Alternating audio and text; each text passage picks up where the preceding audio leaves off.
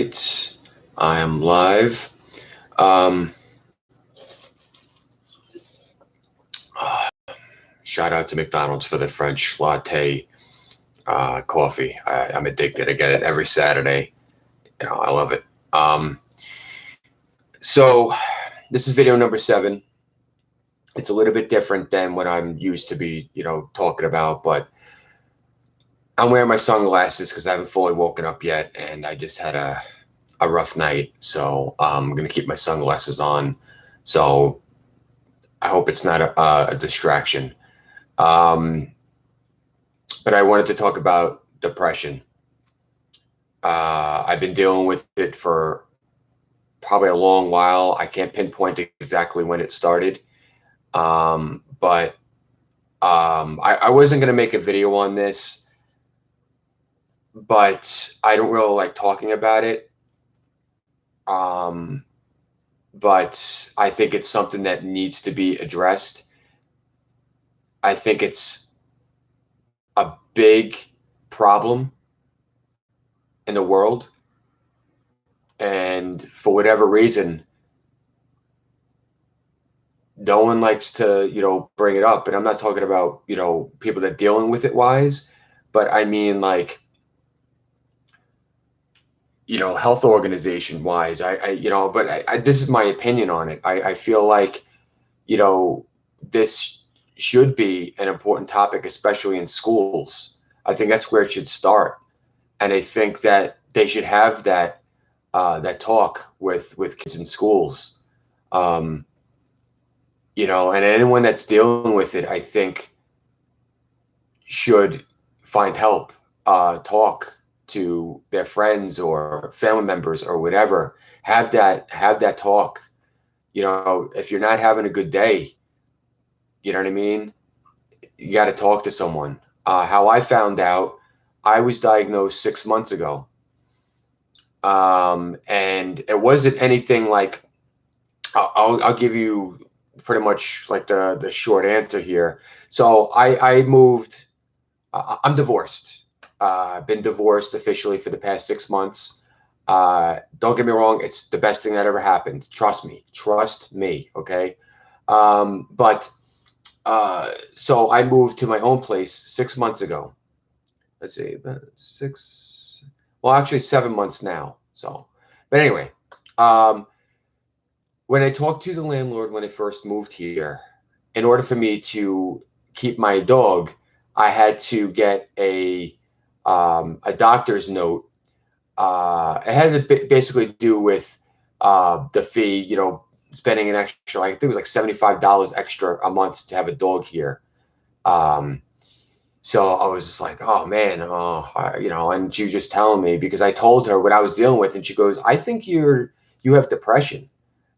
I'm like, it didn't hit on me like right there and then, but I thought there was something off on me, because it kind of makes sense, because anyone that asks me, oh, you want to come over, you want to go to a party, blah blah, I would like kind of say no and just be like a hermit, and just do my own thing. I just, I mean, I don't really know if that's more depression or anything like that. I mean, I don't know.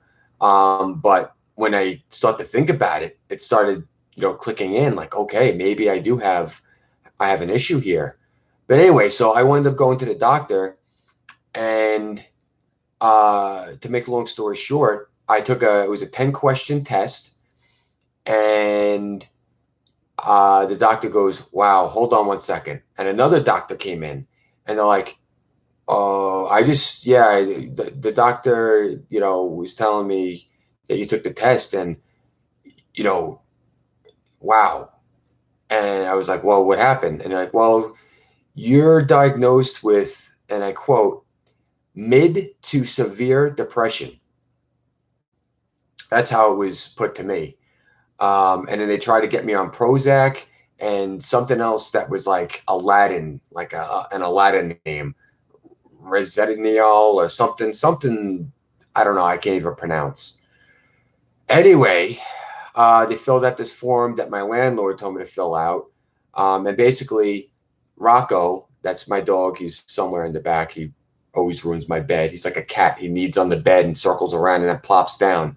Seriously. And he also sleeps on top of the couch. Kid you not. To me, he's a cat. He's not a dog.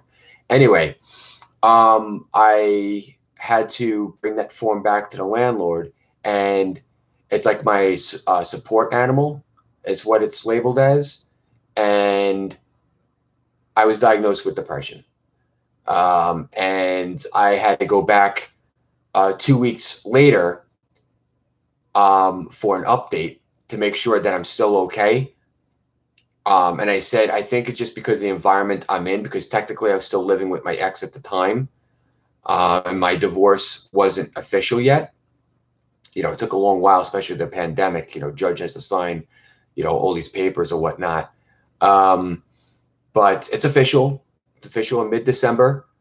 I'm not going to go into bashing my ex or anything like that. I have lots of stories, but I'm not going to get into it. That's not what this video is about. But anyone asks me, I will be certainly 110% honest of what I dealt with, but I'm not going to. That's not what I'm trying to do here. What I'm trying to do is, I feel like, I think it's about time that I address it. I don't really like talking about it, but I think it might be time. Again, now I have my own place. I'm not in an environment anymore. I think it was because I was in that environment of where I was, and that's when I felt like it was really bad.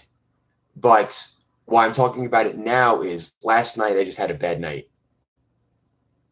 My head was spinning. I couldn't breathe. It was really bad. Shout out to Hip Hop Gamer, because I'm going to bring this up. Let's see. So if you see Deion Sanders 9 years ago, you can see that right there, Hip Hop Gamer, right? It's this video right here. He had an interview with Deion Sanders, and I like Deion Sanders, one of the best football players, in my opinion.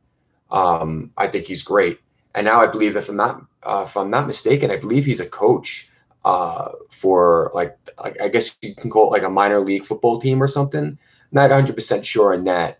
But anyway, and it just started from there. And how he talks to people, and how he's so enthusiastic about what he does. And when he mentions his grandmother, and that it's on his spinner belt, he has a picture of his grandmother on his spinner belt. Okay. One of the biggest losses in my life was my grandmother, and it was very hard.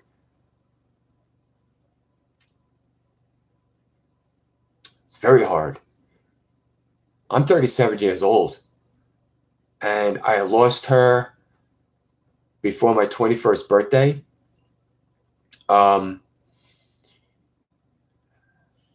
don't want to go into the long story of how it happened, but I can give you a short version.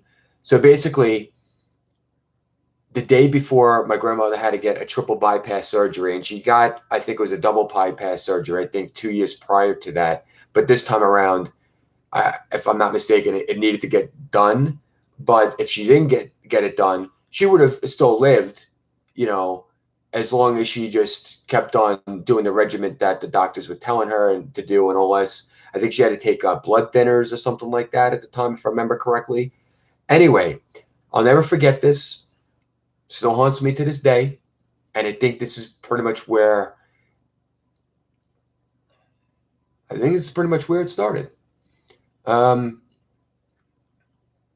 Day before she had to go to get surgery, I'm in the living room, and I think it was a golf game that was on. I believe Tiger Woods was playing, and I was just watching that, and she happened to just walk by in the living room, and I'm the only one in the living room, mind you. My grandfather is in the kitchen or whatever he was doing. My dad was working, and I'm sitting on the couch watching TV. She walks by, and I think she just happened to come back from church or a food shopping or something. Don't remember exactly where she was coming from, but I know that she went to the front door. She was walking by, and she goes, Frankie. I was always called Frankie to this day. Still called Frankie. I don't mind it. Anyone can call me that. It kind of works anyway because my last name starts with E. My first name is Frank, so it works.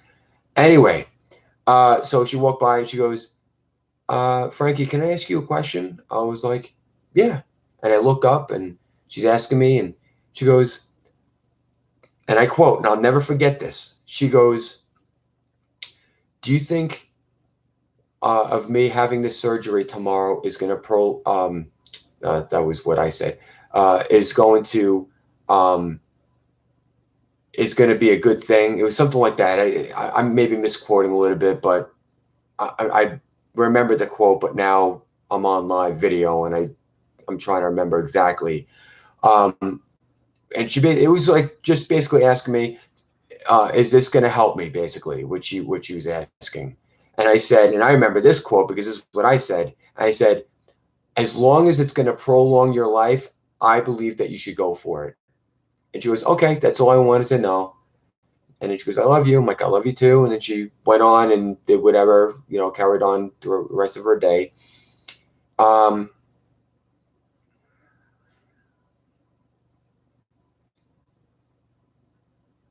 She was only supposed to be in the hospital for no more than 4 days.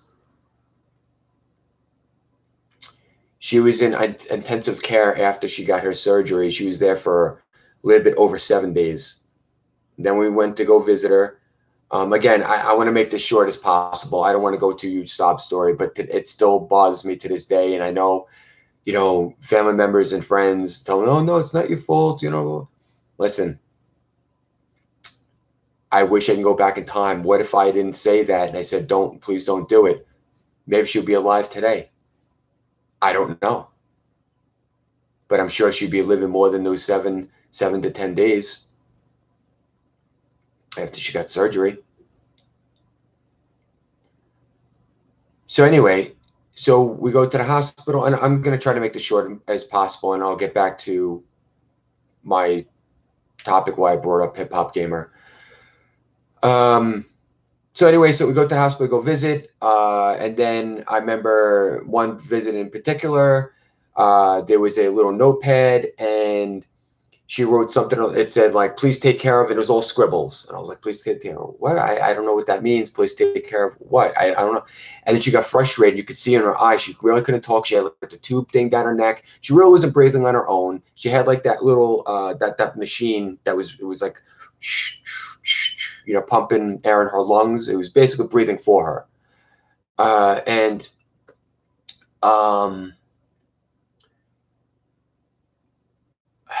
And then the nurse basically just kicked us out. And I'm just like, well, what is she trying to tell me? Get back home. I get a phone call. We were there maybe no more than an hour. And my dad and my grandfather go to Applebee's. I pick up the phone, and I didn't know who it was. At that time, I didn't have, caller ID. It was one of those old school phones. Like my grandparents had like old school phones. It had like that little coil wire, that little spiral wire, and then and you have to like, do with the numbers. Yeah, old school phones. I pick up. It's like, hi, is this Mr. Eberling? I was like, this is Frank Eberling. Okay. Oh, good. Did I speak to you? Okay. So Lorraine Eberling. I was like, yeah, that's my grandmother. Oh, okay, so you're a family member then? I said, yeah. Okay, great. Sorry to tell you. And then she goes, okay, great. That's how she starts it off. And I'm like, okay. And I'm like, kind of like, what do you want kind of thing? Like, I'm like, okay, what's going on? And then she goes, I am sorry to tell you, but your grandmother passed away. I was like, I just saw her like an hour ago. Mind you, this is like 3 days after her surgery. So I was like, what? I hang up the phone. And at this time I had an old school phone. I had the flip phone, one of those deals. I called up my dad, and he answers. He's like, what's up? I'm like, please come home right now. I just got a phone call from the nurse. They said that grandma, passed away. I go, whoa. They wind up leaving. They they get home, um, and they call up the well, before they call up the thing back, and seriously, no joke, within like a span of like a few minutes after they got home, the phone rings again as they were about to call the hospital to like see what happened. You know what I mean? They call back, and it was a different person. I don't answer this time. I don't want to answer any more phones that day. I'm just like, I'm just a mess. And then my dad's like, what? What do you mean they moved her to another room? She's in what? She's in IT now. Oh, what? My son just answered and they said that she passed away. Blah blah blah. Blah, blah. Anyway, so we wound up, and by that time it was kind of late in the day, so there's no more visiting. So we wound up going the next day, and I took off from work. We go the next day. We go in the morning, and we visit her and everything. And she was in IT, an intensive care unit, or I don't know what they call it, IC or whatever, ICU. So it was another part of the hospital, and she wasn't breathing on her own. She wasn't really breathing on her own when we visited her the 3 days after her surgery. For whatever reason, they didn't let us visit her after the day. I think it was just because they were trying to, get her in a room and get her relaxed and everything and stuff. And we had to schedule an appointment or whatever. I really don't know, but again, I was maybe 20, I think I was. I know it was definitely before my 21st birthday. Anyway, we go to the hospital, and and same kind of scenario. Try to talk to her. She can only move her eyes around, but she really couldn't move her mouth. I just talked to her and everything, and I say, I love you, Grandma, and and then the next day, I know that the same day, we get another phone call. When do we want to, make another appointment to go see her? Because my grandfather's actually, he picks up the phone this time, and he's talking to them, and he's like, "Oh, can we come back, tomorrow, at whatever time it was?" So okay, so we do that, and then I would say, and I'm going to fast forward it because this is going on to a long story. Anyway, so the last phone call from the hospital, I wound up answering. I'm thinking it's a relative ask, because for the past week or so, we've been getting phone calls right and left from family members and from my friends, how my grandmother's doing, blah, blah, blah, I pick up the phone.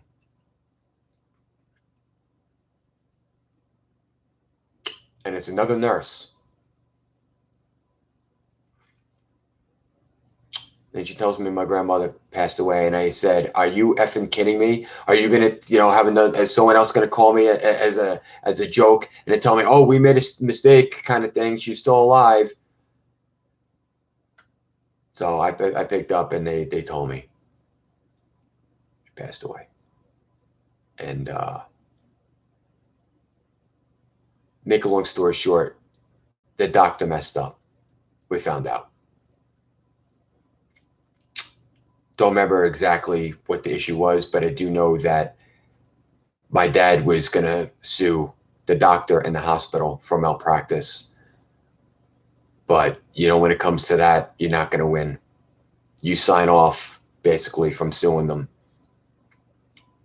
And if you do try to sue, you're not going to win. They got big a-hole lawyers. But anyway, yeah. And then there's other stuff too that happened when I'm not going to go into it because me and my ex agreed that we wouldn't, well, especially me, because I know that I did the best I could in that relationship, but there's some stuff that triggered my depression. I'll leave it at that. And it was not a good scenario. But again, I'm not going to bring that up. But anyway, so getting back into the hip hop gamer, I was working at a law firm at the time, and it was a really bad day. And this was when I was married. It was about like maybe, well, right before I got married. something happened in the something happened basically, and I remember sitting in the parking lot, and I'm on break, and I don't know, I'm just going through my phone, going on YouTube, and I come across a Hip Hop Gamer, and I'm like, and I believe the video was from 2009, if I'm not mistaken. I could be wrong about that, but I do know it was an interview with Deion Sanders. I was like, oh, I like Deion Sanders. This is really cool. And it was in my recommended videos somehow. I guess, video games. So, logical sense. I wound up watching it, and I started watching a lot. And then, he was discussing a lot of different topics about, what's your favorite video game and all this kind of stuff. And what do you think about Matt, blah, blah, Call of Duty. He had Call of Duty 3 interviews, all this kind of stuff. And then just the way he presented himself and how he conducted an interview. Listen, I'm like, this is my guy. This guy's awesome. And then when he was talking about, my grandmother, taught me how to play video games since the age of 4.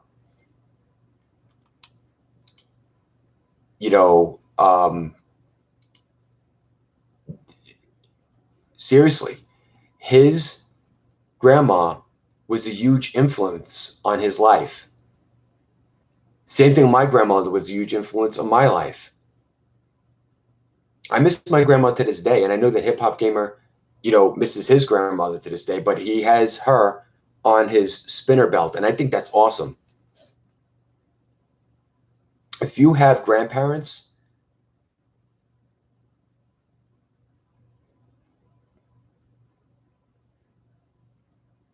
make sure that you hug them every day and you talk to them every day as much as possible, because life is short.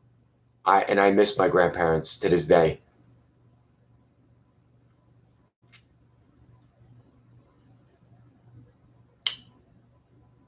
But yeah, and it all just started from there. And I just started watching Hip Hop Gamer's videos, and then I started following him on Twitter shortly after, and I've been following him ever since. And I would, talk to him and all this on DM, a little bit back and forth or whatnot, and or I would retweet his videos or whatever, because I think he's awesome. I think he's the best video game journalist out there, bar none.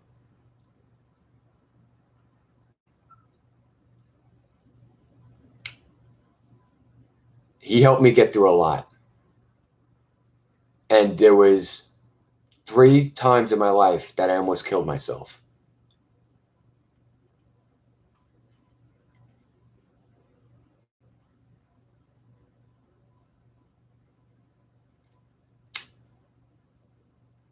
Not easy to bring that up. Definitely not easy to talk about.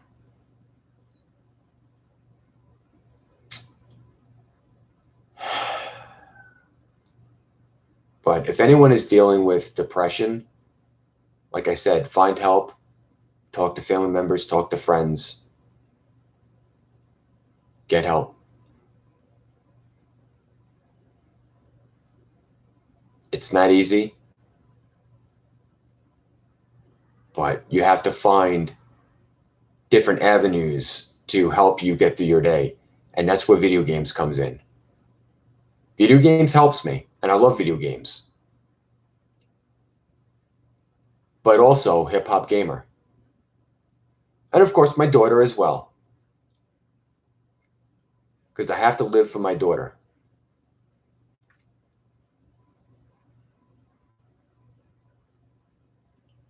I love video games. I love PlayStation. I love Xbox. I love Nintendo. I love all video game systems, but my favorite is PlayStation. I love the IPs. And don't get me wrong, I love Halo. I love Gears of War. I love Killer Instinct. I love those games. But I love my Uncharted's. I love my God of War. I love my Horizon Zero Dawns. I just like those games more because those are my franchises: Ratchet and Clank, Spider-Man.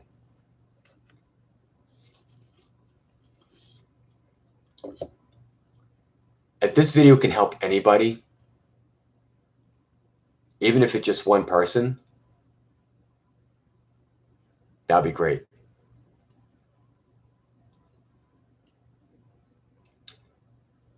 But a big shout out to Hip Hop Gamer. And I don't mean to put him on blast or anything like that. That's not what I'm trying to do. And I told him this because it's true. There must have been some reason why I found that video that day.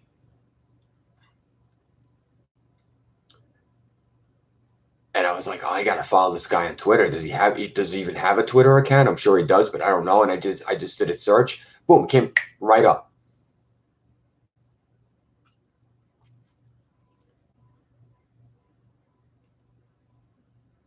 He is an amazing guy. And I just recently started following his wife, and I believe her handle is Red Infamy. And there was an interview that she had done about maybe close to a month ago, and she mentioned depression.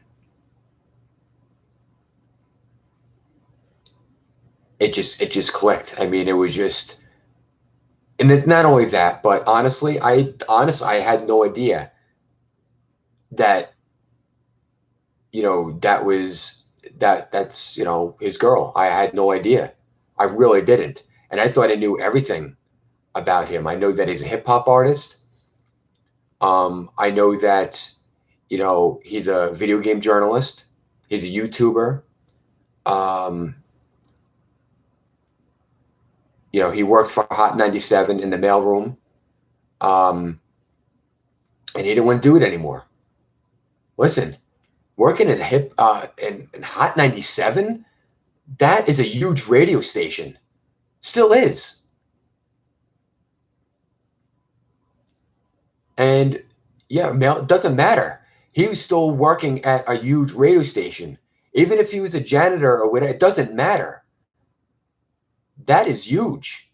And working in the mailroom, can you imagine what kind of mail that you see? Like, I mean, the names on those, like, you know what I mean? I think that's awesome. And then he's like, you know what? This isn't for me. And then he just got into, you know, and I know that he was most likely doing that kind of stuff on the side. And then he was just doing this, you know, to grind his way to get where he wanted to where he wanted to get out of life. And now look at him.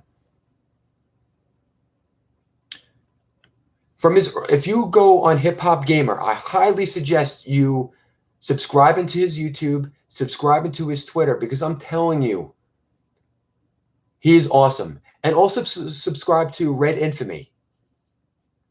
They are the best people. Seriously. They are awesome. I consider them family. I don't care what anyone says, or if anyone does say anything like, what are you following them for?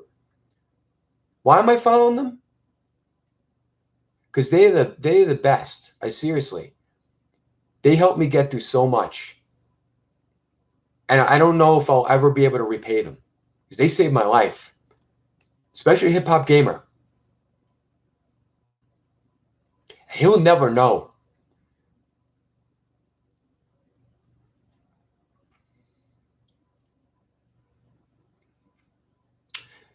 Good thing I'm wearing sunglasses right now.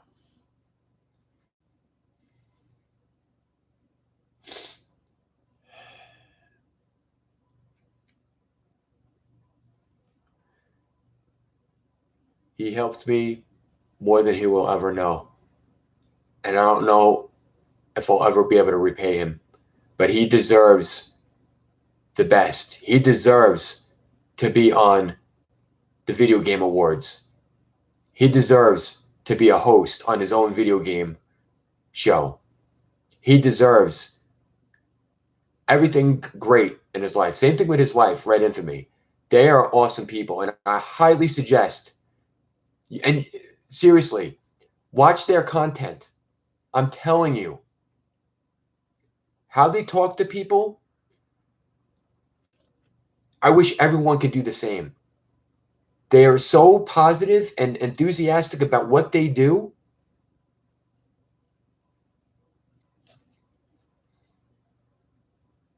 It's amazing. And I'm not trying to be the next hip hop gamer or the next Red Infamy. I'm not. I'm just being myself.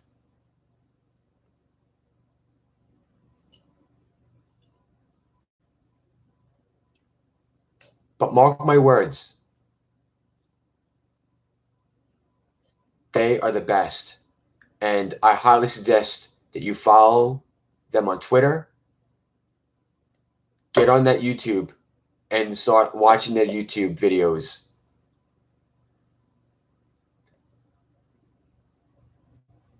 I'm serious. And I know Red Infamy, she's all about shoes and everything. I'm trying to get to know her a little bit more. I know that she's a huge shoe buff. Like I'm sure she collects lots of shoes. She tries to hunt down shoes and stuff. That's her thing. I think that's awesome. How many women do you know out there that do that? I think that's amazing. That to me is original. That's awesome. She's, I guess, what you can call a shoe head, I guess. And that's not a bad thing. That's not putting anyone down. That's what that is. If you're so much into a specific thing, you're called a blank whatever that you're into head. You know what I mean? So if you're into like sports, you're a sports head, I guess, if that's what you want to say. You know what I mean? A sports fan, well, yeah. But I'm serious. I'm not trying to name drop or anything like that, but I'm trying to give you a little bit of background of where I'm coming from. And again, there's a lot other stuff that happened to me.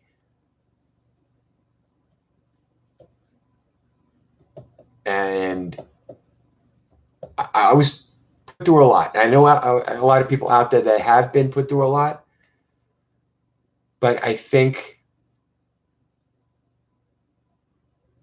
I needed to get this out there. And again, if I can help at least one person, that would make my day. And I, I think I'm going to end it here. But again, thank you again, Hip Hop Gamer. Red Infamy, thank you too. You guys are like here, like way above. Like I look up to you guys. Keep making great content. Keep doing what you guys are doing, because if you helped me, can you imagine how many other people you helped? And maybe they don't even bring it up, or they don't want to say it. I'm saying it because I think this is a long time coming, and I think that I needed to say this.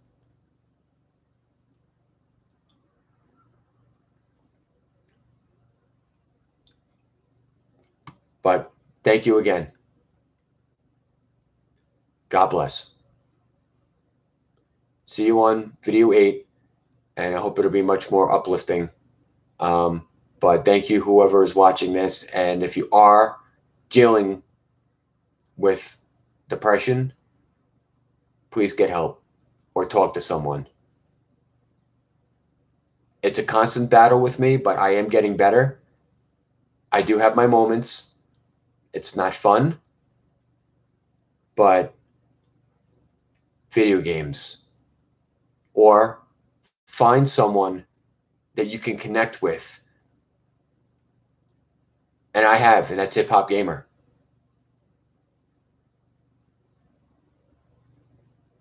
I don't know what else to say, but he saved my life.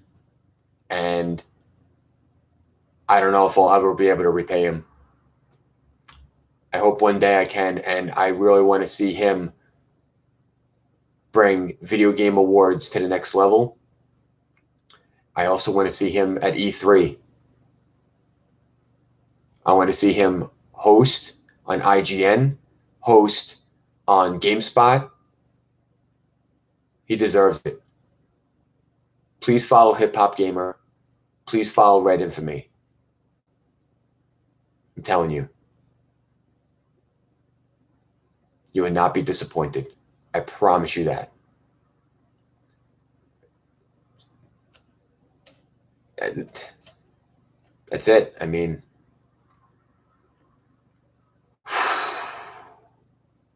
well, see you on video 8.